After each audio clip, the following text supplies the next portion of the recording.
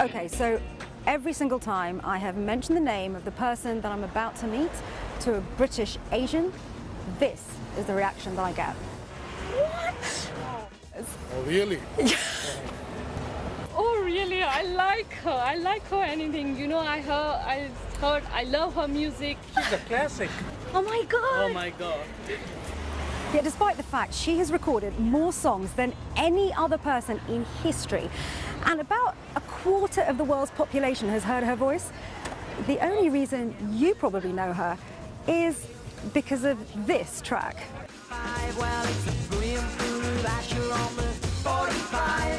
The Indian movie industry is the biggest on the planet. Known as Bollywood, it makes twice as many movies as Hollywood and sells 1 billion more cinema tickets every year.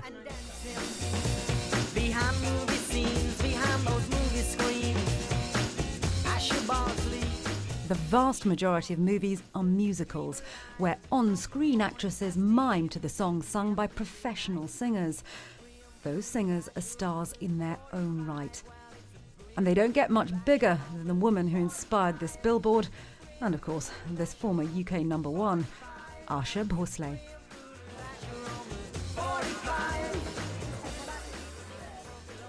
But this weekend, to the horror of British fans, the woman, nicknamed the last Empress of Music, announced she'll perform for the last time in the UK this weekend at Wembley. Ahead of that concert, she spoke to us exclusively about her life and music, starting with a quick lesson in the craft of playback singing, covering everything from Indian rock and roll to a love song. Ina minadika, da dominica, makanakanaka, chika bikaruka, ram pam push, like that, you know, that what you call twist, no? Twist, then shake. I sang that. And sometime very love song. Kali ghata chhai mora jiya tarsaye.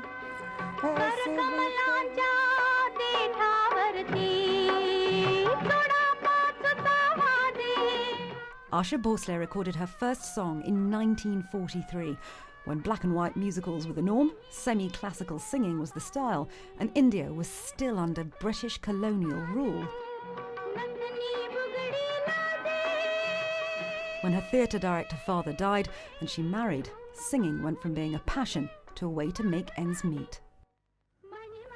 I sang so many thousand songs. You can't imagine whole night, whole day. Only 4 hours sleep and singing, no food, nothing, just tea and biscuit, and I'm singing like that. I work very hard. I have to work hard because I want to look after my children.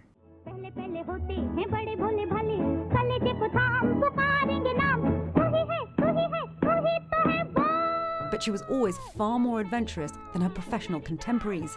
By the 1950s, as newly independent India found its feet, young Asha found a voice.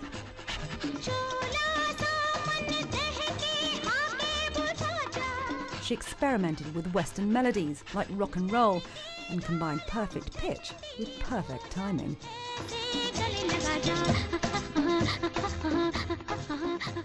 Some of your songs at that time were judged as being too sexy, and you were criticised as being a bad influence at that time. How did you deal with that? People very angry with me. They say, classical singer and this singer, and she's singing like, you know, dance song and this. But I never listen people. I do my own. I'm thinking I'm doing that. So I said singing is I'm just singing, I'm not dancing, I'm not working anywhere, I'm singing. So before people very orthodox, you know, India, very, not now. Did that ever hurt you, that criticism? No.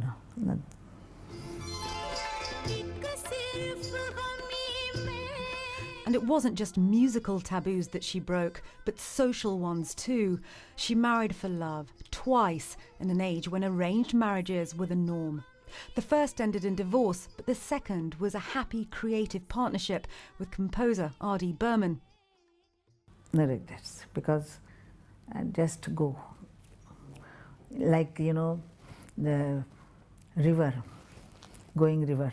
I'm just river. Go and go. Don't stop. If you stop, then water will be dirty. So go. And until now, I'm like that only.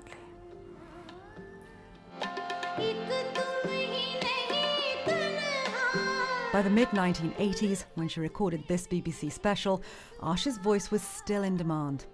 By this stage, 2 women had dominated the Bollywood playback world for 4 decades. Asha Bhosle and her sister, Lata Mangeshkar. The gossip columns teemed with stories of rivalry. So were they true? But this is not correct, because her style is different, my style is different. I can sing her style, but she's not singing my style. His style is very different, very sweet and love songs and this and that, classic. And I'm singing everything, every language, you know, like that. So she's one corner, she's singing here, I'm singing here. In between nobody can come, because our singing is good and hard work. Another decade on, and Asha Bhosle was so famous that the then president of the Soviet Union, Mikhail Gorbachev, invited her to perform 7 dates around the country. But she wasn't just busy with diplomatic missions. There were a string of collaborations with Western musicians, including Boy George. I met Boy George, and I was fan, because his songs we see in TV.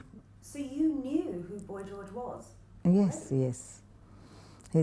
His makeup and his clothes and his singing, and we liked that very much. And when he met, so he said, "Asha, I'm your fan." I said, "No, I'm your fan."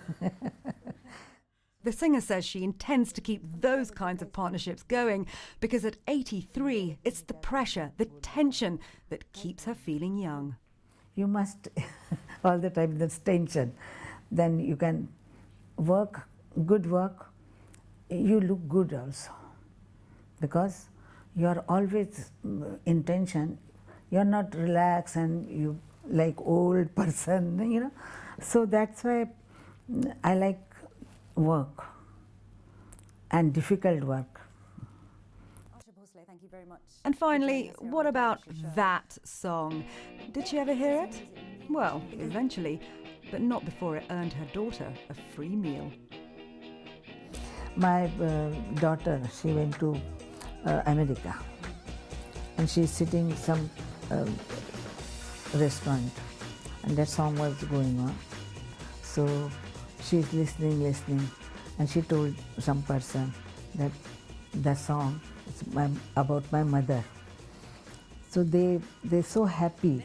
So they gave her something to eat. They did not take money.